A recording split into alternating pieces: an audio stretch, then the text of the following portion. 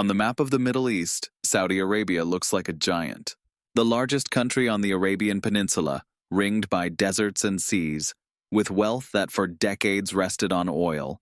It was oil that turned a desert kingdom of Bedouins and caravans into one of the richest states in the world. And its capital, Riyadh, grew faster than any other city in the region. But the 21st century brought a challenge that cannot be solved with barrels of crude alone, a challenge tied to the future of the economy, technology, and the kingdom's place in the global balance of power. This is where the Belt and Road Initiative takes on a new meaning. For China, Saudi Arabia is more than just a partner. It is a pillar of energy security. Saudi oil sails on tankers across the Indian Ocean to Chinese refineries, and contracts worth billions of dollars bind Beijing and Riyadh ever more tightly together. But the Saudis know that the game is no longer just about oil. That's why they open up to Chinese technology, infrastructure, and investments in mega projects meant to transform the kingdom. The most symbolic of these projects is NEOM, a futuristic city rising in the desert, built around linear settlements, artificial intelligence, and the promise of tomorrow's life. NEOM is the calling card of Crown Prince Mohammed bin Salman, who wants to wean the country off oil and build new sources of income. But to do that, Saudi Arabia needs partners, and Beijing is one of the most important. Chinese firms help build the infrastructure, provide technology, and in return, China gains even greater influence over a key player in the Middle East. Yet Saudi Arabia is not just NEOM and glossy visions of the future. It is also a country with a uniquely strategic location, controlling access to the Persian Gulf, the Red Sea, and the holiest cities of Islam. Every port, every road, every contract signed here matters for the entire region. The Chinese understand this perfectly and invest not only in energy, but also in logistics, digital infrastructure, and transport. For the Saudis, cooperation with China is part of a broader strategy, a strategy of balancing. On one side, the United States, their traditional ally and security guarantor. On the other, Beijing, offering capital, technology, and an alternative. Riyadh is trying to play both cards at once, knowing that in a changing world, it cannot bet everything on just one partner. That's why Saudi Arabia is now at the center of attention. This is where it will be decided whether the new Silk Road becomes a real network linking Asia, the Middle East, and Africa, or remains mostly a project on paper. If the authorities in Riyadh conclude that partnership with China is more beneficial than the old arrangement with Washington, the entire regional balance of power may change. So the prologue to this chapter does not end with investment maps and contract lists. It is a story about a country standing at a crossroads between a past built on oil and a future built on technology and global corridors. A kingdom that was, for decades, a symbol of conservatism, and now wants to become a laboratory of modernization. And a story about the fact that the Belt and Road in Saudi Arabia is not just about infrastructure, but also about a battle for the soul of the entire region. On the kingdom's northwestern Red Sea coast, where desert meets mountains and water, a project is rising that is meant to embody its total transformation. NEOM, a city of the future that, according to the vision of Crown Prince Mohammed bin Salman, is to become not just a metropolis, but a laboratory of a new way of life. A colossal plan, estimated to cost hundreds of billions of dollars, designed to show that Saudi Arabia is no longer just an oil state, but a place where the technology of tomorrow is created. The heart of NEOM is a project called The Line, a linear city stretching for hundreds of kilometers where life is supposed to unfold along a single axis. No cars, no pollution, with transport based on high-speed maglev and artificial intelligence. Mirror-clad buildings are meant to reflect the desert and sky, creating the impression that the future has sprung straight out of the sand. It's a futuristic, almost unreal vision meant to attract investors, scientists, and residents from around the world. But to build something like this, you need technologies, capital, and experience that Saudi Arabia doesn't possess on its own. That's where China comes in. Chinese engineering companies are involved in building the infrastructure, carving tunnels, laying roads, and constructing the first sections of rail. Tech corporations supply AI systems, facial recognition, renewable energy solutions, and smart city management platforms. Huawei and other Chinese telecom firms are laying NEOM's digital spine, 5G networks, data centers, and control systems. For Beijing, NEOM is much more than an ordinary contract. It's a chance to inscribe itself into one of the biggest and most media-driven mega-projects of the 21st century. In a world where perception matters, Chinese participation in NEOM is proof that China doesn't just build roads and bridges in Africa, it also co-creates the most futuristic city on the planet. It's a giant commercial for technology made in China. For Saudi Arabia, working with China on NEOM is part of a diversification strategy. The kingdom knows the West views the project with skepticism. Americans and Europeans have their interests, constraints, and doubts about Riyadh's politics. The Chinese don't. They arrive with capital, equipment, and engineers, offering partnership without moral lecturing. But NEOM is more than technology. It is also the politics of symbolism. Mohammed bin Salman wants to show that his country, long associated with conservatism and austere Wahhabi religiosity, can become a symbol of modernization. NEOM is meant to change not only the economy, but also the mentality. To show young Saudis that their future is not limited to oil and pilgrimages to Mecca, but can also be about innovation, robotics, and the digital world. The Chinese fit perfectly into this narrative. Because NEOM is not only an investment, it is also a node of the new Silk Road, a place where maritime routes through the Red Sea and the Suez Canal intersect with land corridors running toward Jordan and Israel, a strategic point where the Middle East meets Africa and Europe. When we look at the renderings of NEOM, we see glass towers and delivery drones. But beneath all of that lies a hard reality. Hundreds of billions in spending, tens of thousands of workers, many of them migrants, and a massive risk that the project will never be completed in its full form. That's why Chinese participation matters so much. Beijing lends credibility and know-how that Riyadh could not muster on its own. NEOM is becoming a showcase of Saudi-Chinese cooperation, a place that demonstrates that the Belt and Road is not just about containers and ports, but also about futuristic visions and geopolitical ambition.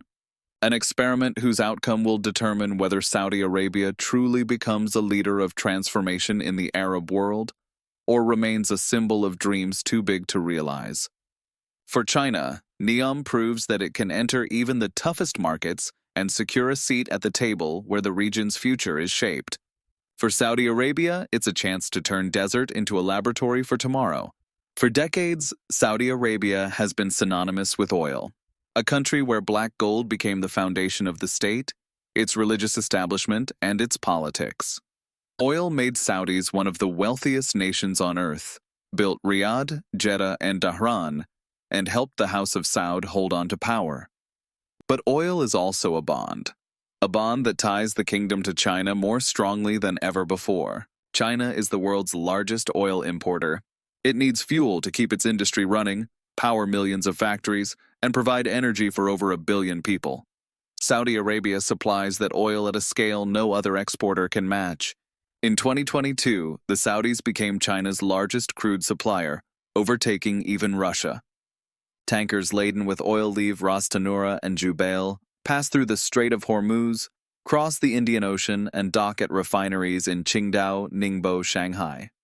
Every barrel is not just fuel, but a brick cementing a partnership between Beijing and Riyadh that is changing the global balance of power. This energy partnership is no longer just about crude. Saudi Arabia and China are expanding cooperation into gas, petrochemicals, and renewables. Saudi Aramco invests in Chinese refineries and petrochemical complexes, entrenching itself in that market. In return, Chinese firms take part in expanding Saudi plants, supply technology, and enter joint ventures. These are deals measured in tens of billions, but their significance goes beyond economics. Because whoever controls energy controls the future. For Beijing, Saudi Arabia is a guarantor of energy security. For Riyadh, China is a guarantor of demand. It looks like a perfectly balanced equation. But behind it lies a much bigger game. The Saudis know that for decades the United States was their key partner and protector. They bought weapons from Washington and rested their kingdom on the American security umbrella. But America is increasingly turning away from the Middle East, backed by its own shale oil and gas. Into that vacuum steps China, ready to fill the gap not just with money, but also with political support. The Chinese don't ask about human rights. They don't criticize the Saudi system, nor do they demand reforms. They want stable supplies and investment opportunities. The Saudis appreciate that. For them, it's a clean partnership, built around interest. No need to explain or justify, just oil and contracts. At the same time, Saudi Arabia is starting to play a longer game. Mohammed bin Salman knows oil won't last forever. That's why he signs deals with China on renewables, green hydrogen, and even nuclear energy. Beijing provides technologies and experience. Riyadh opens the door to gigantic investments. This is a new chapter in their relationship, moving from oil to the energy of the future. The energy partnership also has a geopolitical dimension. When China brokered a thaw between Saudi Arabia and Iran in 2023, it wasn't just diplomacy for its own sake. It was about securing energy routes. Beijing knew that if Riyadh and Tehran kept clashing, every tanker in the Gulf would be at risk, and that would threaten the whole Chinese economy. So China stepped in as mediator, for itself, for its oil, for its security. Today, the energy relationship between Beijing and Riyadh is more than trade. It's the foundation of a new order in which America is no longer the only guarantor of Saudi security, and Saudi Arabia is no longer just a client of the West. It's an alliance that fits into the logic of the Belt and Road: resources, transport, investment, technology. Saudi Arabia knows that oil was its strength, but could become its vulnerability. It needs new partners to get through the transition. China knows that without Saudi oil, its dream of global leadership will remain just that, a dream. In this mutual dependence lies not only cooperation, but also the seed of future conflict, over influence, prices, control over the market. For now, however, the two countries play on the same side. Saudi Arabia delivers oil. China invests in industry and energy. Together they build a bridge connecting the Arabian Peninsula and the Middle Kingdom. And energy, oil, gas, hydrogen, is the main beam of that bridge. Without it, there would be no Belt and Road. Riyadh is a capital that has changed faster in recent years than ever before. Just a decade ago, it was a sprawling concrete desert city, full of office blocks and housing estates, but lacking signature landmarks. Today, new towers, financial centers, and futuristic districts rise on the horizon, meant to show that Saudi Arabia is entering the digital age. And in this new era, the Chinese are becoming some of its most important partners. Huawei, the Chinese tech giant that runs into more and more barriers and espionage accusations in Europe and America, operates freely in Saudi Arabia. The authorities invited the company to build a 5G network connecting the whole country. From Riyadh and Jeddah to the future city of NEOM. Huawei is delivering infrastructure, servers, data centers, and solutions for government. Chinese technologies are becoming the backbone of the kingdom's digital transformation. But it's not just about telecoms. Chinese firms also provide AI systems, from facial recognition and video surveillance to real-time data analytics. Cameras connected to algorithms are being installed in Riyadh and other cities, systems that can not only identify people, but also predict potential threats. These are tools that fit perfectly into the Saudi model of power: centralized, authoritarian, built on social control. Saudi Arabia is open about its ambition to become a regional leader in digital transformation. It has a minister for AI, hosts global conferences, and Mohammed bin Salman declares that AI will be the foundation of economic development and national security. For China, this is the ideal partner, ready to pour billions into technology and unconcerned about data security or system independence. In practice, this means that Riyadh is drifting deeper into China's technological orbit. Schools are adopting e-learning systems based on Chinese solutions. Hospitals are testing diagnostic tools developed by Chinese startups, Government agencies are deploying Chinese software for data analysis. Saudi Arabia is becoming not just an importer of hardware, but a laboratory in which limits of digital control can be tested. This partnership is also strategic. For China, every camera, every server, every line of code is not just a product, but a building block of influence. When a country's digital infrastructure depends on Chinese firms, disentangling from them later is extremely difficult. The Saudis know this but accept the risk, in exchange for leapfrogging their neighbors in access to cutting-edge tech. For the United States, this is a warning sign. Washington has repeatedly told Riyadh that Chinese technology is a security risk, but Saudi Arabia, like the UAE, is balancing. It buys weapons from the US, but builds its digital infrastructure with China. The result is a model where no single outside power has full dominance. On Riyadh's streets, this game is invisible. What people see are new neighborhoods, tech parks, and the growing presence of screens, cameras, and apps. For ordinary citizens, digitalization means everyday convenience, mobile payments, online access to public services, transport and health apps. Under the surface, however, the structure increasingly resembles the Chinese model, a mix of efficiency and surveillance. It's here, in Riyadh, that we see the new Silk Road is not just about containers, ports, and oil. It is also an invisible web of cables, servers, and algorithms forming the digital tissue of a modern state. Saudi Arabia is becoming one of the first Arab countries where Chinese technology permeates all levels of life, from national security down to daily routines. In that lies a new definition of partnership. If in the 20th century oil was the currency binding Riyadh to Washington, in the 21st century, data and technology may be the currency that binds Riyadh to Beijing, a quiet but profound shift. On the map of global trade, the Red Sea is an artery whose importance is hard to overstate. It's the shortest sea route from Asia to Europe, connecting the Indian Ocean to the Mediterranean via the Suez Canal. Every ship that leaves Shanghai, Ningbo, or Guangzhou for Rotterdam or Hamburg passes through the Red Sea. It's a lifeline of world trade, and Saudi Arabia is one of the countries that control access to this artery. The key point in this puzzle is Jeddah. It is Saudi Arabia's biggest commercial port, located on the Red Sea coast. Jeddah is the maritime gateway to Mecca and Medina, but also the logistical heart of the kingdom. Goods from Asia arrive here before being moved by road and rail across the Arabian Peninsula. The Chinese understand Jeddah's importance perfectly.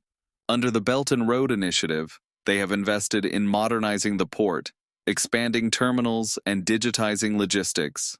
Chinese companies take part in projects meant to turn Jeddah into one of the most advanced ports in the world, capable of handling millions of containers a year. In practice, this means Jeddah is becoming another node in the global chain of ports that China either controls or heavily influences. Saudi Arabia isn't stopping with Jeddah. It is also developing other ports: Yanbu, King Abdullah Port, Dammam. Each has a specific role. Some handle crude and gas exports, others deal with container traffic, others still are meant as hubs for African trade. Chinese consortia are involved in all of them.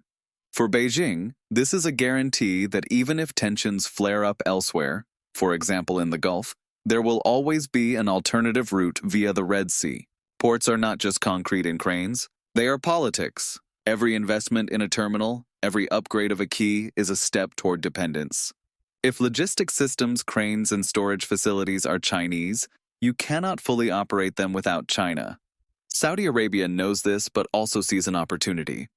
With Chinese help, its ports can compete with Dubai or Suez.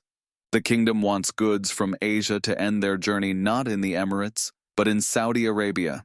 It's part of a wider struggle for the title of regional hub. Saudi logistics also means rail and road projects. Chinese firms are involved in building transport corridors linking Jeddah and Riyadh to the rest of the country, and in new routes toward Jordan and the UAE. This is part of Mohammed bin Salman's vision of turning Saudi Arabia into the commercial center of the Middle East. The Red Sea is thus becoming a stage for quiet competition. On the one hand, Saudi Arabia wants independence and full control over its ports. On the other, achieving that without Chinese money and technology is difficult. In the background, Washington watches every new Saudi-Chinese contract with unease. From a distance, the stacks of containers in Jeddah look like any other big port in the global supply chain. But each container is part of a larger story. A story of how Saudi Arabia is trying to become more than a crude exporter and emerge as a logistics player. A story of how China is building its network of influence from Asia to Africa. And a story of how the Red Sea, vital to caravans and merchant ships in the past, has once again become the center of global trade. By investing in its ports and inviting Chinese partners, Saudi Arabia is sending the world a clear message. We don't want to be just a kingdom of oil. We want to be a kingdom of trade. And the Belt and Road gives it the tools to make that ambition real. Saudi Arabia is a kingdom of paradoxes. On one side, a state that for decades lived off oil, exporting barrels of black gold and building prosperity on them. On the other, a country that now tries to move beyond this model, searching for its future in megaprojects, technology, and global trade. NEOM was supposed to be the flagship of this transformation, a futuristic city proving that the desert can become a laboratory for the world of tomorrow. But just as important as Mohammed bin Salman's grand visions are the everyday contracts. Tankers bound for China, Huawei cameras in Riyadh, the modernization of Jeddah's port. The Belt and Road in Saudi Arabia has many faces. It's the face of a Chinese engineer building another section of the line, the face of a Saudi energy minister signing a deal with a Chinese petrochemical giant, the face of a young Saudi paying in a shop with WeChat Pay, and of a businessman importing containers of Chinese goods. Together they form the image of a kingdom ever more tightly entangled in a web of energy, tech, and trade dependencies. But Saudi Arabia is not a passive participant. It is not just a country that Chinese firms enter.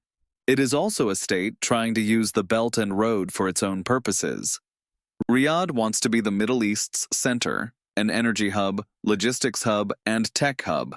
It wants to attract capital and tourists while exporting its political influence. And it knows that without China, that plan will fail. At the same time, Saudis remember that for decades, America was their main partner. That's why they balance, buying planes and weapons from the US, and technologies and investments from Beijing. It's a risky balance, but one that gives the kingdom the feeling it is no longer just a piece on someone else's chessboard. It's a player with its own hand of cards. Looking at Saudi Arabia today, one thing is clear. This is a country at a crossroads. On one side, tradition, oil, and conservatism. On the other, visions of the future, technology, and the Belt and Road.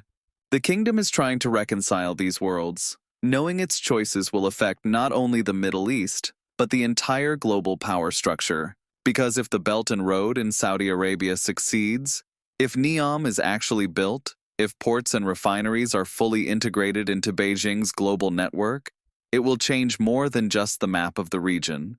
It will change the map of the world. And if it fails, the kingdom may become a symbol of unfulfilled dreams, proof that not every desert can be turned into an oasis. Either way, Saudi Arabia is now a place where all the forces of our age meet. Oil and data, technology and religion, America and China. And that makes it one of the key points on the new Silk Road.